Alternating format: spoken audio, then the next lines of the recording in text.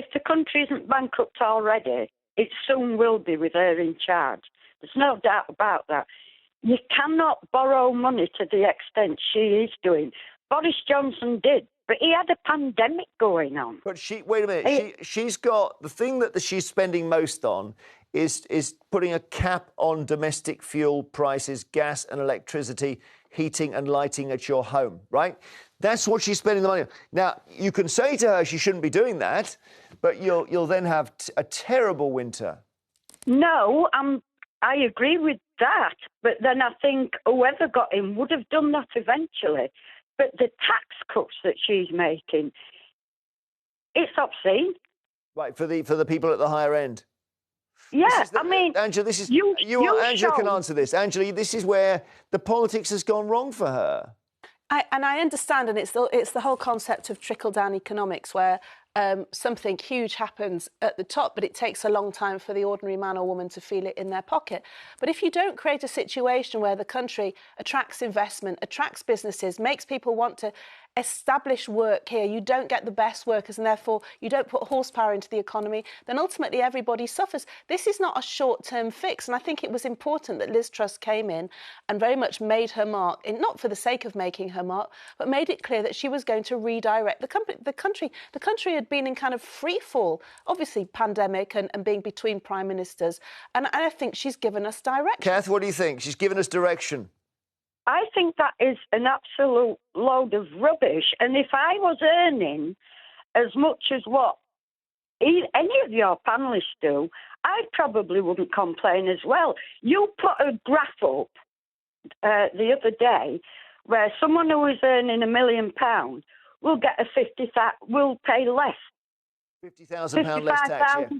£55,000 less. Well, I would love to have £55,000 a year.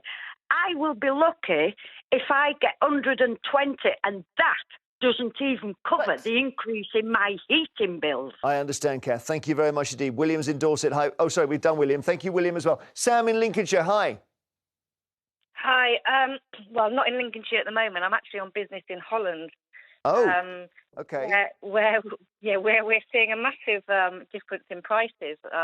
Obviously, the pound and the euro are virtually one-to-one nowadays, which when it comes to industry and businesses which bring money into the economy, remember, it's okay if you think about service industries, and that's just basically taking the same money and turning it round and round within the country. But if you want to actually make money within the country and drive the economy, you need to actually export and manufacture. And most manufacturers over here, most businesses, or say in the UK, we're dealing with import costs. We've had to deal with Brexit paperwork and all the customs and all that sort of thing, but now we're having to deal with a plummeting pound.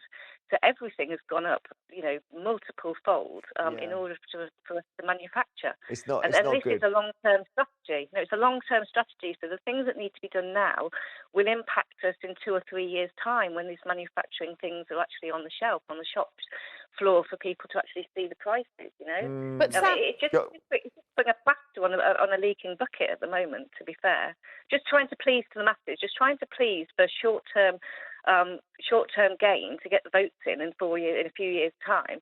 That's not a long-term strategy, I'm afraid. Yeah. Well, I hesitate to go back to you on it, but your position is taking a pounding. Call me Liz. Yeah.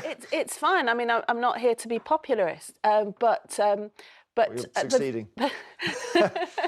But the thing is that, a weak pound is very attractive to people who want to buy British goods overseas. To some degree, if you've got a weak pound, I know that I have friends or colleagues that come here. It's a absolute in abundance. They can buy all sorts of things. Well, theoretically, it'll be good for tourism. It's great for tourism. But the problem is that even stuff that's made in the UK often have to buy parts or other things from elsewhere. There's a brewer up in Yorkshire who I'm not brilliant on my beer, Jeremy. You might be able to help, but he has to buy a very special hop from America. So obviously he's making, lovely British beer, craft beer, but the hops have to come from America.